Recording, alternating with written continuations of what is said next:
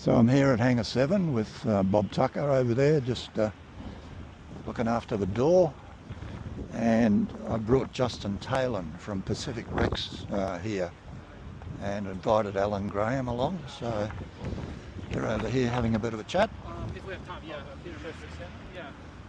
I made a model of it as well, with the star on it. So I totally agree. Yeah. So it went star, Hinimaru, back to star, right, and then star and bar, yep, and star and bar with blues around. Exactly. Yeah. It had every mark. Yeah, exactly. Every mark. Yeah. The hangar that used to be on this side, I think, was brought here. I'll start again. The hangar that was on this side, I think, was brought here from Archfield and erected here after the war. And of course, it's gone now. Yeah. So now I don't know if you know that, but I'm recording you at the moment. Oh, you guys see you got the special I've glasses. got Nice. the Meta Ray-Ban sunglasses on. Awesome. How is that? Is it? Well, I've only had them about a month, so I'm still learning how to use them. Do you get a display on the lens? No, Oh, okay. it hasn't got that. Yeah, I can hear stuff. I can talk to Meta, and Very cool. yeah. So Well, it's that's got awesome. 5 microphones, Wow. 2 speakers. Oh wow. Excellent. Can listen to music. They're awesome. Yeah, they look good. Yeah, looks very good. And it is a Ray-Ban. Ray-Ban, Yeah. Ray-Ban. Yeah. So I'm inside Hangar 7 now. There's Justin over there.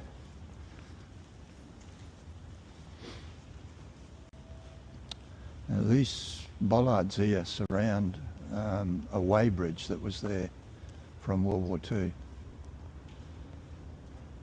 So the council, Brisbane City Council, owns this building now. They've spent a few $1 million refurbishing it. It's got a whole new roof, new skylights, and you can see they've installed stanchions at the end here to support the end of the building, and there's similar stanchions at the other end.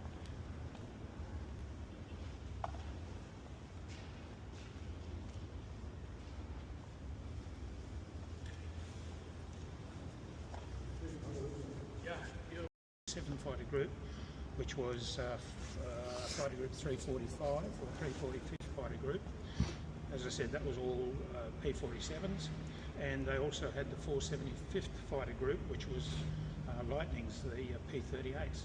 So they were formed so that both of those pilots from both of those fighter groups flew with or in the A6M3 Type 32 to get practical experience, and then to share that experience with other pilots.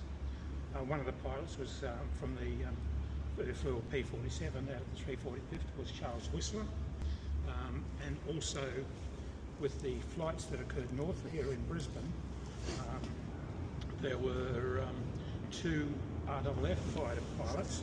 One was Les Jackson, he flew the Type 32, and a guy by the name of Clive Bardi Warren, he flew the Spitfire Mark 5C against it. So there was those flight trials, and that data was also then sent back to the squadrons, the other RAAF squadrons defending Australia. When the Zero did its first flight, it was all painted up in Japanese markings. It was then flown, escorted by American aircraft, obviously, so it wouldn't get shot down. And the purpose of that was to take photographs so they could create aircraft recognition booklets. So again, intelligence driven. And after that flight, it was quickly repainted in American markings to, again, try to avoid it being shot down. I did send Alan just a day or 2 ago. I was doing some searching on Trove and discovered quite a few articles, actually, which surprised me due to the secrecy of the group, of the fact of this first flight happening.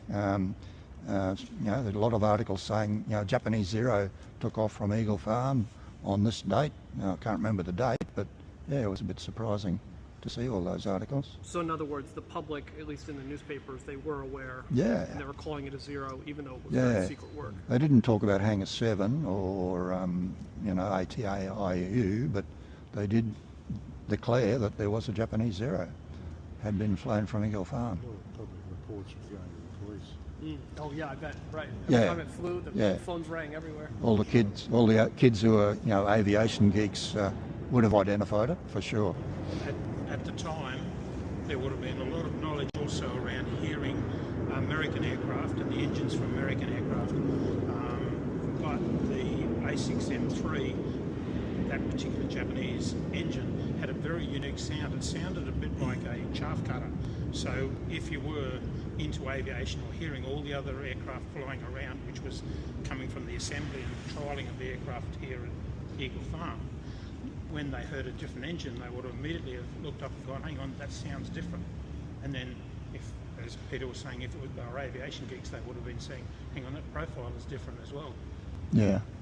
I edited a lot of black and white video, films, should I say, not video, but it's now video, showing the Zero taxiing into this end of the building, and it had no sound on the video. What I did, you made the comment about sounds like a chaff cutter. I got the recording of a Harley Davidson motorbike and dubbed that onto the video, and it was perfect. Yeah.